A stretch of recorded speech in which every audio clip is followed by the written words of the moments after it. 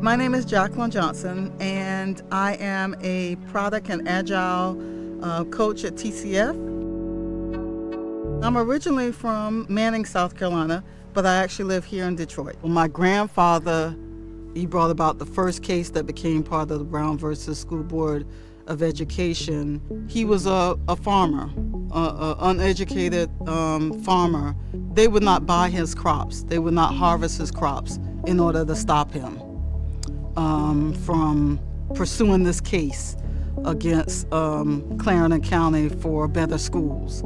Even at the early age of 4, I experienced fire bombs being thrown through my home. My sister Barbara was going to be the first class to integrate our local high schools. There were many white people who did not want that integration to happen. I was valedictorian of my high school class, and I worked at a supermarket, and still remember the person that actually owned the supermarket, and also several of the managers saying to me, "You're not smart. I don't quite understand exactly why they would pick an African American to be the valedictorian. Why would you say that perhaps only the reason that I was selected, which I wasn't selected, I earned the ability to be and was valedictorian of my class. I did work hard, I am smart, I did apply myself, so why would you say that to me?" So those are crushing thoughts that we continue to even hear and see today. So I think about, my son who has worked very hard to done very well academically.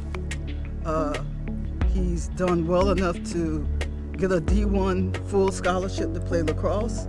And he's still, even on the field, proving himself and doing very well. He still experiences lots of racism, where not only as he's there playing, he gets racist comments said to him. My husband and I traveling back, we're both educated, respected individuals. We stopped at a stop sign, and the police said we didn't really stop, that he just kind of slowed down and drove through. We spent probably about an hour with that police for him trying to trump up reasons for why he stopped us. I moved here to Detroit only a year ago from Atlanta. I've actually seen a number of similarities, which I didn't expect to see once I moved to Detroit. Racism in general still exists, whether it be in the South or here in Detroit.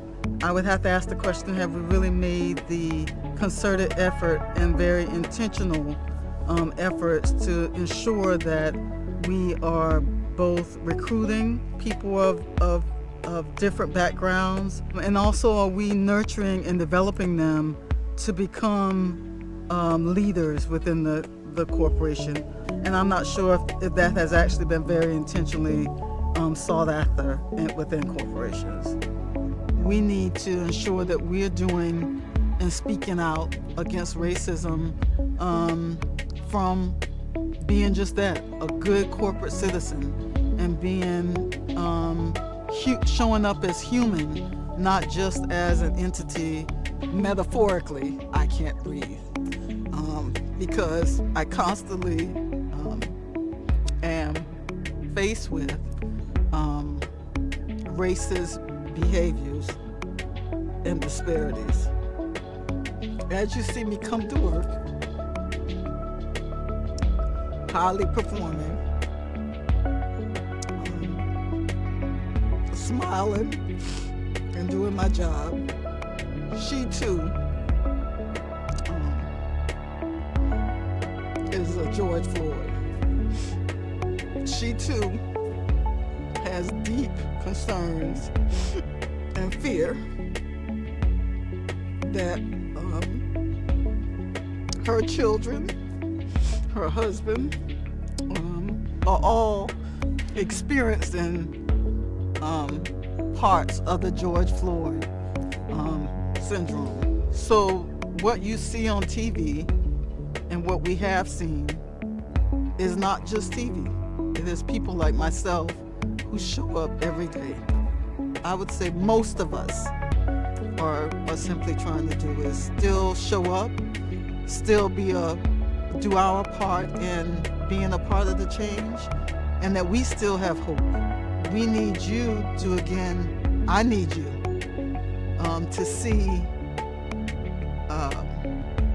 through my stories and through my experience, see that that there's not a place for the police brutality.